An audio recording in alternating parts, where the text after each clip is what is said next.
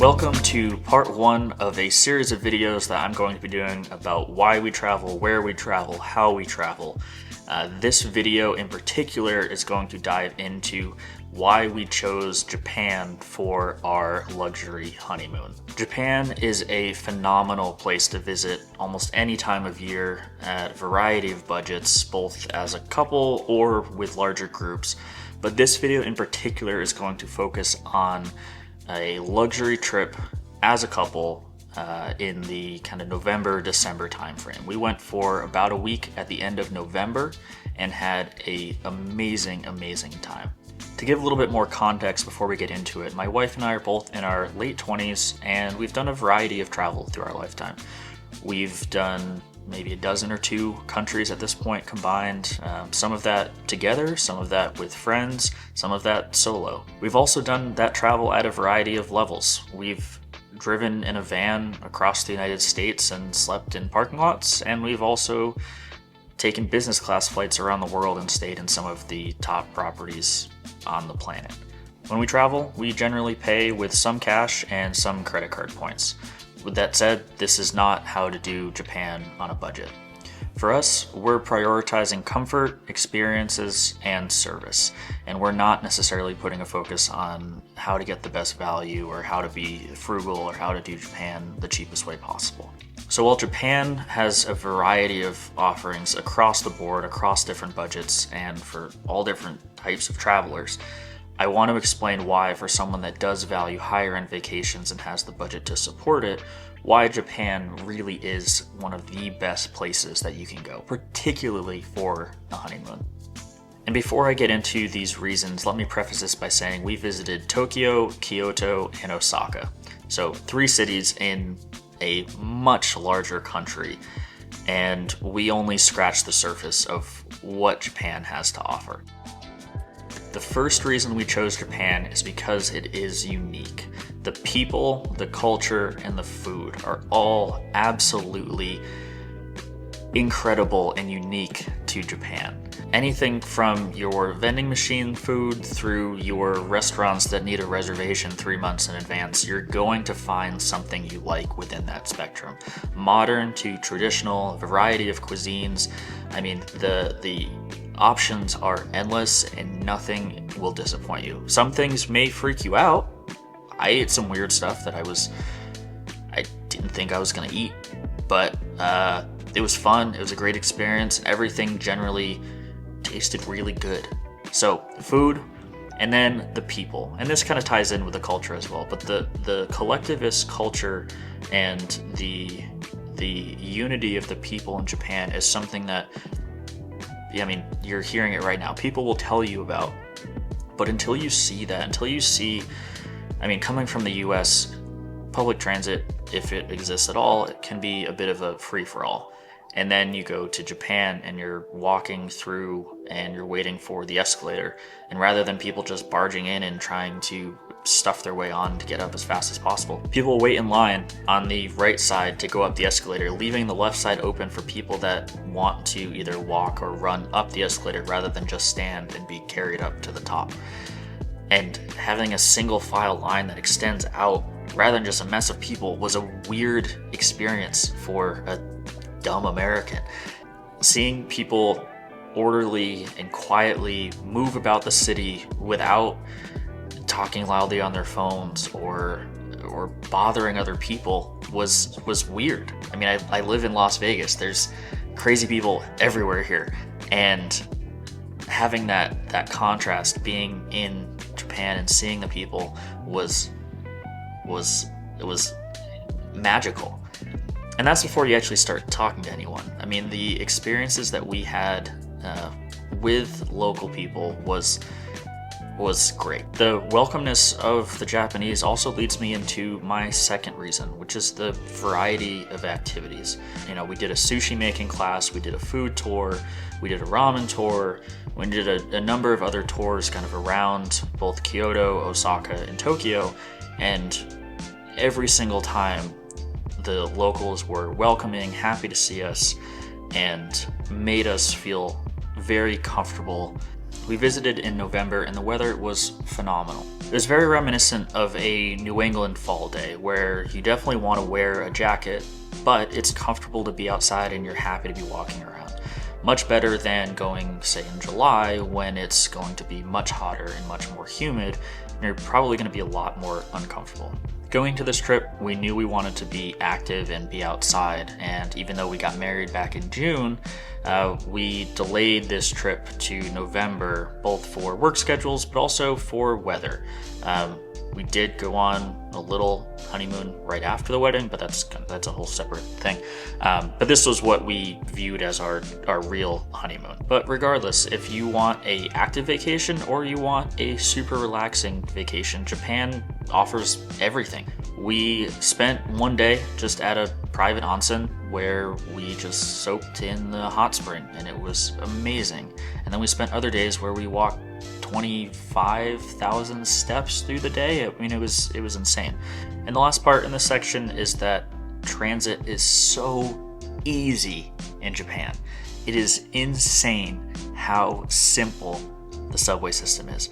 Google Maps tells you exactly which line to go with, exactly what time it's going to be there, how long it's going to take, how long the walk is to transfer between platforms. It is so simple and easy to get around the city.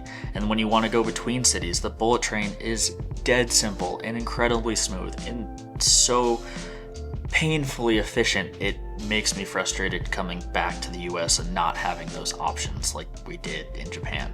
And if for some reason you don't want to take public transit, which regardless of budget, I think is the best way to get around the city, you have option to call an Uber or a black car and get moved around that way. And that gets me into my next reason: the high-end accommodations and access to luxury. So we landed at NRT, which is about an hour outside of downtown Tokyo. And you go online and everyone recommends, taking the train and doing this, that, but I don't want to take the train. We travel with way too many bags and way too much stuff, and I don't want to lug it around if I can help it. And some countries you go to and that's kind of your option. You don't really have an option otherwise. But here we hired a car from Blacklane. They picked us up in a S-Class Mercedes, loaded up the bags for us. We sat, they had waters and snacks and whatever else in the car, and brought us right from the airport to our hotel.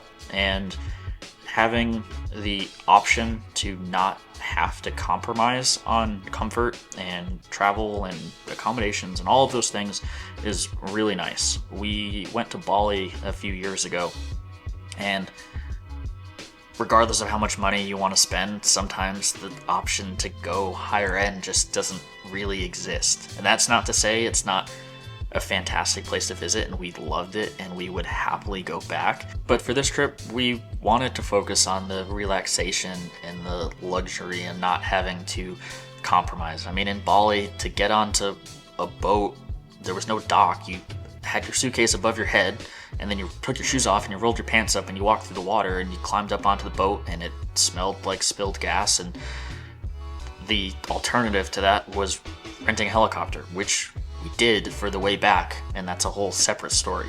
But you don't have to compromise. Japan makes it really easy to be comfortable if you have the budget to support it. Probably the most painful part of the whole trip on the transit side was getting to the bullet train with our suitcases. But even then, rather than trying to navigate the subway to get us to the main Tokyo station, we just had our hotel call a car. They came down, loaded up our suitcases, and dropped us off right at the front. And then we kind of dragged our stuff and had a little bit of a tricky time. Talking about dragging suitcases everywhere brings me to my next reason, which is it's not Europe. Kara and I did Paris and the south of France a couple years ago. We've both been to Europe, a couple times prior to college. We're going to Italy later this year, and then we're going to Norway later on further in this year. We very much enjoy traveling through Europe. But for this trip, Europe just didn't really speak to us. Being on the West Coast, the flight to Japan from LAX is about the same length of time as a flight across to Europe. And Japan, for all the reasons that I've already described, was a really attractive place for us. It checked all of the boxes for what we were looking to do and how we wanted the trip to feel. And while I don't want to downplay how much we enjoyed those trips to Europe, it just didn't have the same appeal as going to somewhere like Japan. It's kind of similar to the US and the people can be somewhat the same. It's different, but it's not Japan different. And the last thing that really solidified Japan as the right choice for this trip was the location. Traveling from the West Coast, like I said, it's long, it's about 12 hours, but it's easy. The other big piece is something that I haven't really talked about, is that this was the first week of a 2-week honeymoon. And we did about 9 days in Japan, and then we flew on to the Maldives and did a week in the Maldives. And while those are still like 5,000 miles away from each other, it's a lot closer than flying from the US all the way there. So being able to combine everything we've talked about before, the food, the activities, the culture, the people, the stays, the everything that Japan offers, being able to combine that, you know, a more active, kind of culturally enriching, you know, vacation, combine that with a week of just pure relaxation with nothing to do, nowhere to go. I mean, you're in the middle of the ocean. It was perfect. So for us, choosing a location that was already relatively close to the Maldives, or at least made it easy to get to the Maldives from where we were, was a really appealing option. So I think as a standalone trip, Japan still checks every box that we would want, but being able to be close to Bali or Thailand or the Maldives or any of the other countries kind of in that Southeast Asia area really just opens up your possibilities of how you can take a amazing trip and make it even better. And that's what we did. Before Kara and I go on a trip, I do a ton of research, like a painful amount of research. And while Kara certainly weighs in on the bigger decisions, she tries to stay out of the details because she likes being kind of, you know, more surprised by those things as we go along. And when I was researching, you know, trying to do a trip like this, I had a really hard time finding people like me that were, you know, looking at doing a more luxury trip but weren't flying there in a private jet. We're not doing that. However, we are paying for those better experiences, paying to get us, you know, more comfortable accommodations, and accommodations that, like I said, the Four Seasons in Tokyo, it was insane. The view was incredible, the service was incredible, the rooms were incredible. I mean, I'll do a whole video about that in the future. But this video is hopefully for someone like me that's looking for this information. So, 5 reasons why we chose Japan for a luxury honeymoon. A lot of them are applicable no matter what your budget is or why you're traveling. But like I said, this trip was about being comfortable, experiencing a new country, experiencing a new culture, and not having to compromise throughout basically any part of this trip. So that's a wrap on the first video. Hopefully it was helpful. If not, I had a lot of fun making it, and I'm gonna get started on the next one. So I'll see you then.